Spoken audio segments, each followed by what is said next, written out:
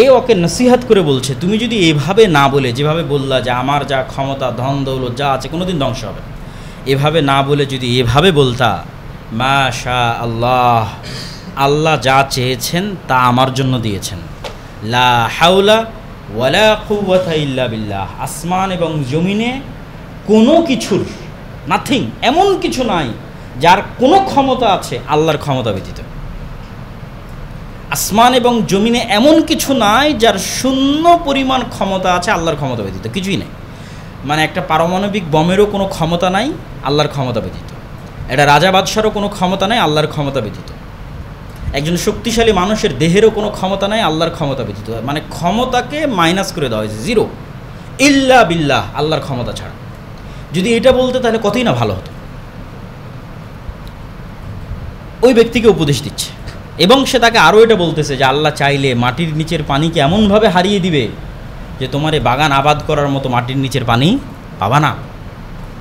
আল্লাহ চাইলে আকাশ থেকে এমনভাবে মেঘকে দূরে করে দিবে যে বৃষ্টি বর্ষণ হওয়ার মতো মেঘ আর খুঁজে পাওয়া যাবে না। তারপরে আল্লাহ সুবহানাহু ওয়া তাআলা এক রাতে ওই ব্যক্তির বাগানকে ধ্বংস করে দিলেন। সকালবেলা ঘুম থেকে উঠে দেখছে যে বাগান নাই, ধ্বংস। তখন আফসোস করে বলছে, ইয়া লাইতানি লাম উশরিক বিরব্বি আহাদা, আফসোস যদি আমার প্রতিপালকের সাথে আমি শিরক না করতাম। হ্যাঁ, শিরক কী করলো আমাকে এটা দেখা।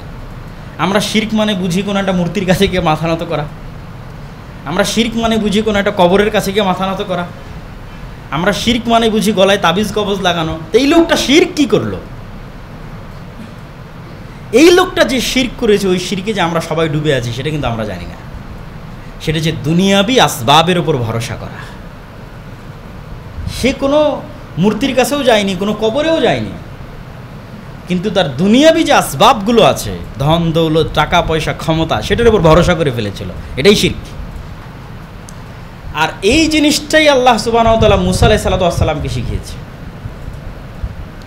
লাঠিকে কেন সাপ বানাতে হবে আমাকে বলেন। আল্লাহ সুবহানাহু ওয়া তাআলা অন্য কোনো মুজিজাও মুসা আলাইহিস সালামকে দিতে পারতেন, কিন্তু মুসা আলাইহিস সালামের আল্লাহ ভরসা পিক সর্বোচ্চ পর্যায়ে নিয়ে যাওয়ার জন্য, মানে মুসা আলাইহিস সালামকে এমন কিছু ঘটনা ঘটাবেন যেখানে আল্লাহ ভরসার সর্বোচ্চ স্থান লাগবে, এখানে চুল পরিমাণ কমতি থাকলে হবে না, এমন কিছু ঘটনা মুসা আলাইহিস সালামের হাত দিয়ে ঘটবে। তাহলে আল্লাহ ভরসার সর্বোচ্চ স্তরে নিয়ে যাওয়ার জন্য মুসা আলাইহিস সালামের হাতের থাকা লাঠিকে আল্লাহ জিজ্ঞেস করেছে, মুসা লাঠিকে কী করো? তো বলে, আমি তো লাঠি দিয়ে গর্ত থাকলে লাফ দিয়ে বার হয়ে যাই, আকাশে যদি গাছপালা থাকে, মাটিতে যদি গাছপালা থাকে তাহলে লাঠি দিয়ে ভেঙে পারি। তাহলে এগুলো হচ্ছে লাঠির দুনিয়াবি ব্যবহার। এবার আল্লাহ দেখাচ্ছে তোমরা চোখে যা দেখো বাস্তবে সবসময় তা হবে তা নয়। মুসাকে শিখাচ্ছে, তুমি চোখে দেখছো যে এই লাঠি দিয়ে তুমি লাফ দিয়ে পার হয়ে যাও, চোখে দেখছো যে এই লাঠি দিয়ে তুমি গাছ থেকে পাতা পড়ো, এবার আমি এই লাঠিকে এমন কিছু বানিয়ে দিব যে তোমরা চোখে যা দেখো আসলে কিছুই নয়। লাঠির সাথে সাথে সাপ হয়ে গেল, মুসা আলাইহিস সালাম ভয় পেয়ে গেল। ওই সমস্ত জাদুকরদের রশির যে সাপগুলো ছিল সেগুলো ছিল জাদুর সাপ, আর মুসার লাঠির যে সাপ হয়েছে এটা বাস্তব সাপ। মানে ঠিক একটা বাস্তব সাপ যেমন হয় তেমন। তো আল্লাহর পক্ষে লাঠিকে বাস্তব সাপ পরিণত করা সম্ভব? সম্ভব। কিভাবে সম্ভব? আজকের যুগের সফটওয়্যারে আছে কোডিং সিস্টেম। আমরা ওই ভাইয়ের একটা ওয়েবসাইট আর একজনের একটা ওয়েবসাইট, প্রত্যেকটা ওয়েবসাইটের দৃশ্য ভিন্ন, কিন্তু সবগুলোতে সেম কোড ব্যবহার করা হয়েছে। কোডে একটু চেঞ্জ করে দিয়েছে, ওয়েবসাইট ভিন্ন হয়ে গেছে। একই মোবাইলে আপনি লাইট ব্যবহার করতেছেন, কল দিচ্ছেন, ভিডিও দেখতেছেন, কোড একটু চেঞ্জ করে দিয়েছে, একই মোবাইলে 100 রকমের কাজ হচ্ছে। তো আপনি মানুষের ডিএনএ বের করেন, আর গাছের ডিএনএ বের করেন, আর লাঠির ডিএনএ বের করেন, বিজ্ঞানীরা বলতেছে সব শেষে গিয়ে সব এক, কমন, অসংখ্য কিছু কমন। আল্লাহ কেন বারবার বলতেছে আমি ওদেরকে বানর বানিয়ে দিয়েছি? আল্লাহ কেন, রাসূল সাল্লাল্লাহু আলাইহি ওয়াসাল্লাম কেন বলছে আমার উম্মতের একটা অংশ বানর এবং শুকুর হবে? কেন মানুষের ডিএনএর সাথে বানর আর শুকুরের ডিএনএ 98% মিল। তো যেমন একটা কেউ যখন ওয়েব ডেভেলপার যখন কোডিংয়ে হালকা চেঞ্জ করে দেয়, সিস্টেম ভিন্ন হয়ে যায়। তো আল্লাহ সুবহানাহু ওয়া তাআলা সামান্য ডিএনএ পরিবর্তন করে দিলে মানুষ বানর হয়ে যাবে, রিয়াল বানর হবে, রিয়াল, জাদুর বানর নয়। মানুষ রিয়াল শুকুরে পরিণত হবে, এটা জাদুর নয়। আল্লাহ সুবহানাহু ওয়া তাআলা সাপকে লাঠিতে বানিয়ে দিয়েছেন, রিয়াল, চোখের ধোকা নয়। তাহলে মুসা তুমি চোখে যা দেখো তাই সব কিছু নয়। অতএব দুনিয়ার কোনো বস্তুর উপর চুল পরিমাণ ভরসা রাখিও না, ভরসা রাখো কার উপর? আল্লাহর উপর। তাহলে সমুদ্রের মধ্যে রাস্তা তৈরি হয়ে যাবে তোমার জন্য।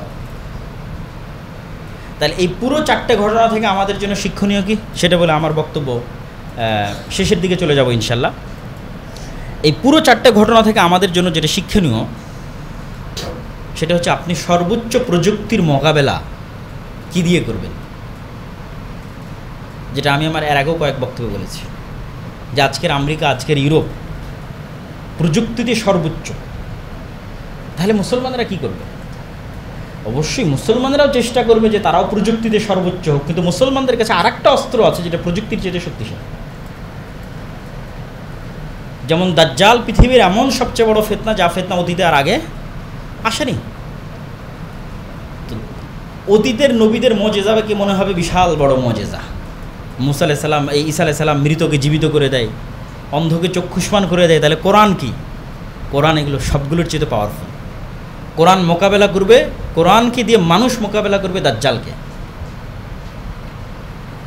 কোরআন সবচেয়ে পাওয়ারফুল। সেটা কিভাবে? একজন ব্যক্তি দাজ্জালকে বলবে তুমি মিথ্যুক, রাসূলুল্লাহ সাল্লাল্লাহু আলাইহি ওয়াসাল্লামের হাদিস।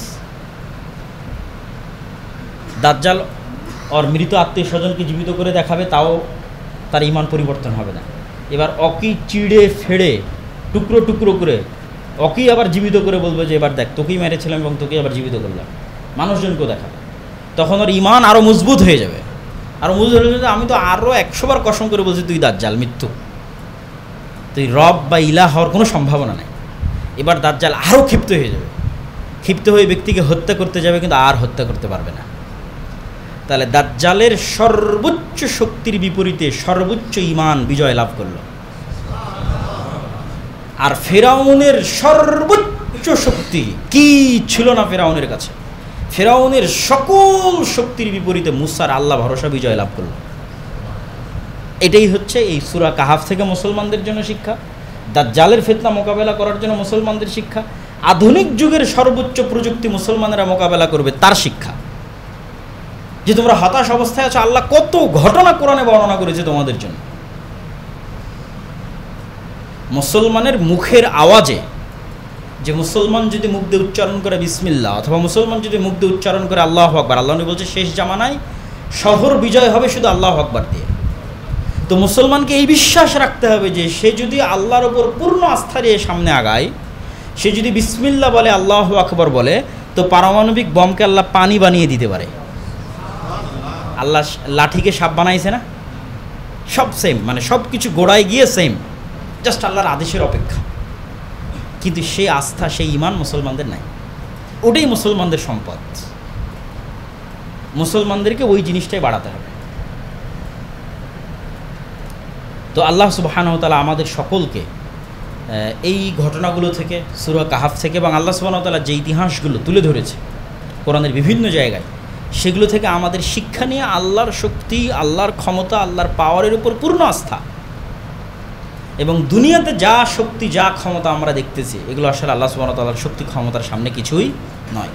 ওই রকম ঈমানওয়ালা মানুষ তৈরি হচ্ছে না, এই জন্য পরিবর্তন হচ্ছে না। এই জন্য আল্লামা ইকবাল বলেছে যে এই যুগের একজন ইব্রাহিম লাগবে।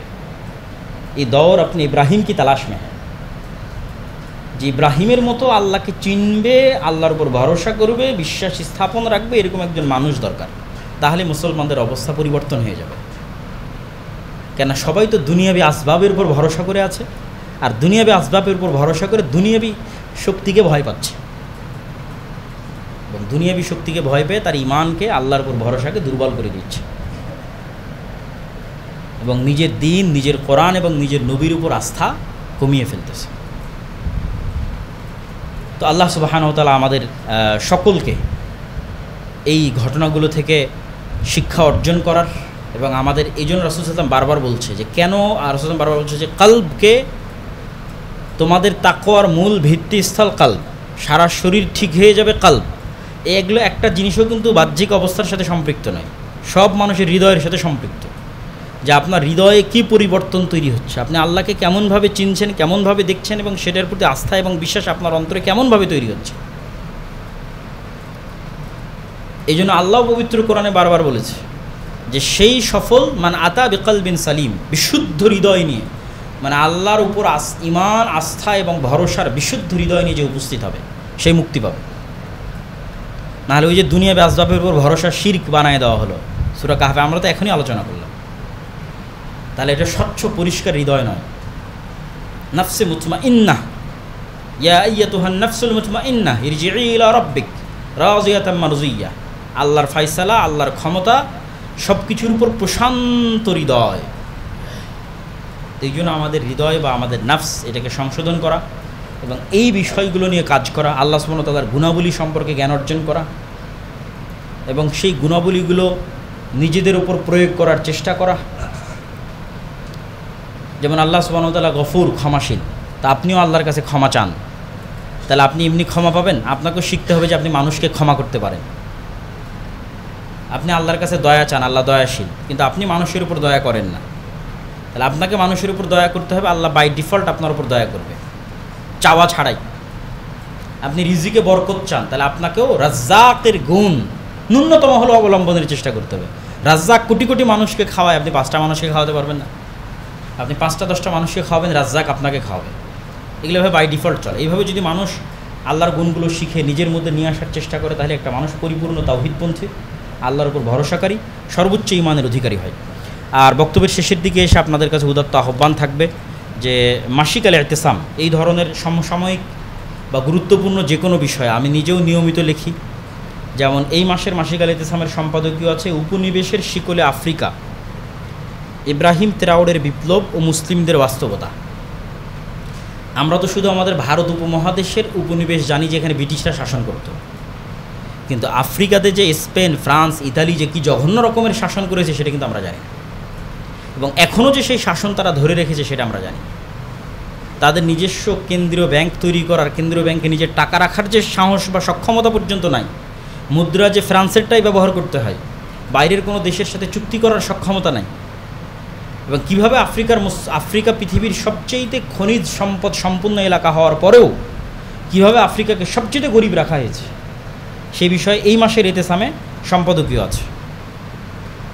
এবং যে আলোচনা আজকে করলাম, এই আলোচনারও একটা ধারাবাহিক লেখনী চলমান আছে, আর দাওয়া ইলাল্লাহ, ঈশা আল্লাহর পথে নামে, যেখানে আল্লাহ সুবহানাহু ওয়া তাআলার নাম, গুণাবলী, পরিচয়, আল্লাহর প্রতি আস্থা, বিশ্বাস, ঈমান, যে বিষয়গুলোতে মুসলমানদের দুর্বলতা, সেগুলোর বিষয়ে ধারাবাহিক লেখনী আসতেছে। অতএব আপনাদের কাছে যত আহ্বান থাকবে, আমি জানি না এই মসজিদে মাসিক আল ইতিসাম আসে কি না, না আসলে নেবেন, এবং মসজিদের দায়িত্বশীল যারা আছে তারা নেওয়ার চেষ্টা করবেন। শিক্ষিত মানুষ যারা আছে তাদেরকে পড়ানোর জন্য দত্ত আহ্বান জানাবেন।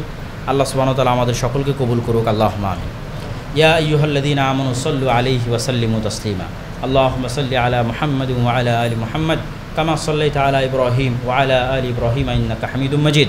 আল্লাহুম্মা বারিক আলা মুহাম্মাদিন ওয়া আলা আলি মুহাম্মাদ কামা বারাকতা আলা ইব্রাহিম ওয়া আলা আলি ইব্রাহিম ইন্নাকা হামিদুম মাজিদ।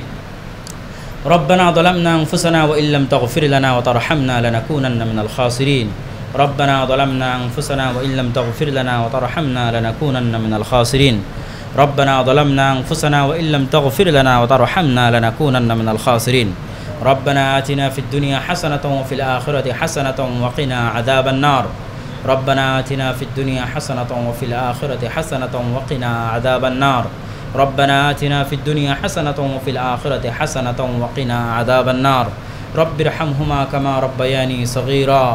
رب ارحمهما كما ربياني صغيرا. اللهم انصر المسلمين المؤمنين المظلومين المجاهدين في فلسطين. اللهم انصر المؤمنين المسلمين المظلومين المجاهدين في فلسطين. اللهم انصر المؤمنين المسلمين المظلومين المجاهدين في فلسطين. اللهم اخذل اليهود والنصارى والكفرة والمشركين. اللهم اخذل اليهود والنصارى والكفرة والمشركين. اللهم اخذل اليهود والنصارى والكفرة والمشركين. سبحان ربك رب العزة عما يصفون وسلام على المرسلين والحمد